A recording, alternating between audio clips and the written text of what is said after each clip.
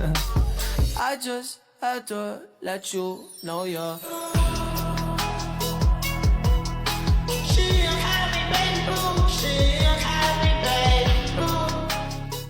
Assalamualaikum warahmatullahi wabarakatuh. Halo semuanya. Perkenalkan, nama saya Syabilan Nurnesa. Saya dari kelas TI 2D. Pada video kali ini, saya akan mempresentasikan hasil pematerian mengenai TCL, Transaction Control Lanjut. Nah, ini tuh disusun oleh saya sendiri, Syabilan Nurnesa. Nah, sebelum itu, maka saya akan membacakan daftar isinya terlebih dahulu. Yang pertama itu ada pendahuluan, yang kedua ada pengertian TCL, yang ketiga ada konsep transaksi, yang keempat ada perintah dalam TCL, yang kelima ada commit, yang keenam ada rollback, yang ketujuh ada save point, dan yang kedelapan ada implementasi TCL. Pada implementasi TCL, saya akan mempraktekkan langsung di FreeSQL. Nah, yang pertama ini ada pendahuluan. TCL itu merupakan bagian dari SQL yang digunakan untuk mengolah transaksi dalam database. TCL itu berperan penting dalam menjaga konsistensi dan keamanan data dengan mengatur apakah perubahan data akan disimpan atau dibatalkan. Nah, ini pengertian TCL. Kalian ada yang sudah tahu belum apa itu TCL? Nah, yang belum tahu, TCL itu kepanjangan dari Transaction Control Language, adalah sekumpulan perintah SQL yang digunakan untuk mengontrol transaksi dalam database. TCL memungkinkan pengguna untuk menyimpan perubahan data secara permanen atau membatalkannya jika terjadi kesalahan. Nah, ini konsep transaksi. Transaksi adalah sekumpulan perintah SQL yang dijalankan sebagai satu kesatuan. Nah, jika semua perintah berhasil, maka data itu akan disimpan yang disebut sebagai commit. Sedangkan jika terjadi kesalahan, perubahan itu akan dibatalkan. Nah, itu yang disebut dengan rollback. Transaksi itu bertujuan untuk menjaga konsistensi dan keutuhan data dalam database. Contohnya sih apa? Contohnya itu adalah transfer uang antar rekening maupun update data penting dalam sistem.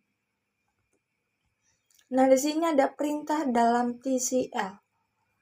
Dalam transaction control lanjut ini terdapat beberapa perintah utama yang digunakan untuk mengolah transaksi dalam database, yaitu yang pertama ada commit. Commit itu menyimpan perubahan secara permanen.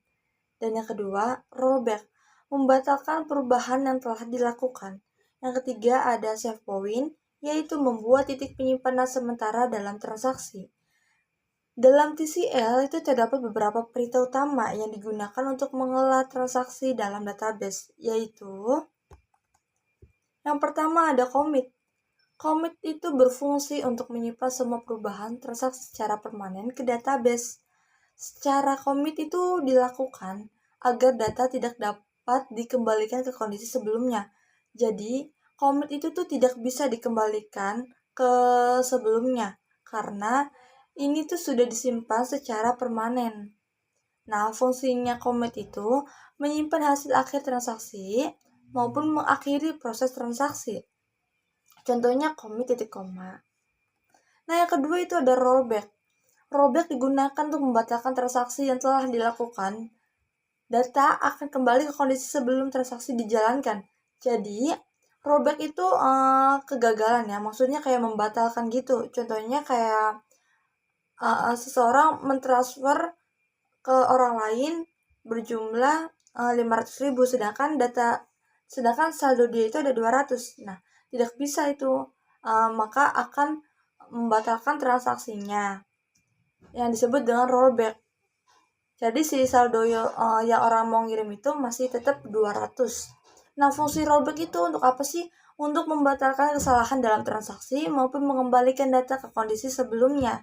Contohnya rollback, koma. Nah, yang terakhir itu ada save point. Save point itu berfungsi untuk membuat titik tertentu dalam suatu transaksi. Kita dapat kembali ke titik tersebut tanpa membatalkan seluruh transaksi. Nah, Fungsi save point itu yang pertama menyimpan kondisi sementara, hanya sementara ya, bukan selamanya gitu. Lalu memudahkan rollback sebagai transaksi. Nah, contohnya save point SP1. SP itu ya save point ya, kependekannya. Nah, di sini ada implementasi TCL. Nanti akan saya jelaskan secara langsung ya, praktekkan secara langsung di Free SQL.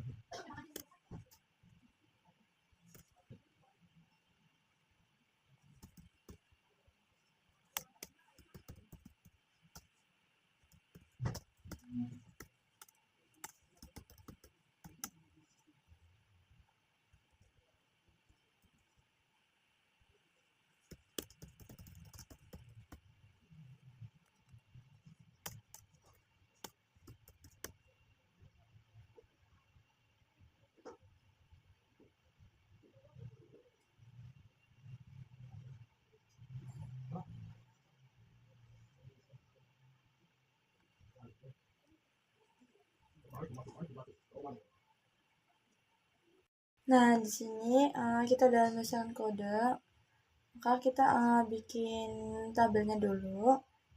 Kita kita create dulu. Nah, di sini udah bisa. Habis itu kita langsung insert kita. Setelah itu, ini kan awalnya buku Laskar Pelangi itu 4, dan buku Negeri Lima Menara itu ada 8. Nah, sedangkan ini buat jalankannya dulu. Nah, sedangkan di pinjamnya itu kalau yang ID pertama itu dipinjam 2, ID kedua dipinjam 10. Coba kita ya, bisa nggak?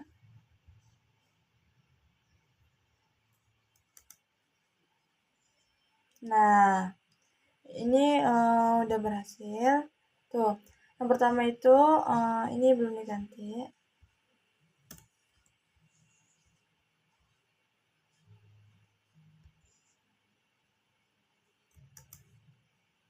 Nah, jadi yang pertama itu berhasil dan yang kedua itu gagal. Nah, kita select ya, guys. Untuk melihat tabelnya. Nah, jadi seperti ini. Karena tadi kenapa stoknya itu jadi 0 dan yang di ID 1 itu stoknya itu 0, sedangkan ID yang kedua itu ada 8 karena tadi aku menjalani kode declare sampai endingnya itu 2 kali. Maka dipinjamkannya tuh yang di ID pertama itu dipinjam secara 2 kali. Jadi dua kali tuh 2 peminjam menjadi 2, 2, 4. Otomatis stoknya itu 0 karena stok bukunya itu ada 0, ada 4. Jadi stok yang barunya itu ada 0. Sedangkan yang di ID kedua itu ada 8 karena waktu itu kita minjem 10 buku, maka nggak bisa kan karena stoknya itu 8. Jadi dilakukan rollback kembali ke data sebelumnya, yaitu 8. Oke, sekian bahas presentasi dari saya. I just had to let you know you're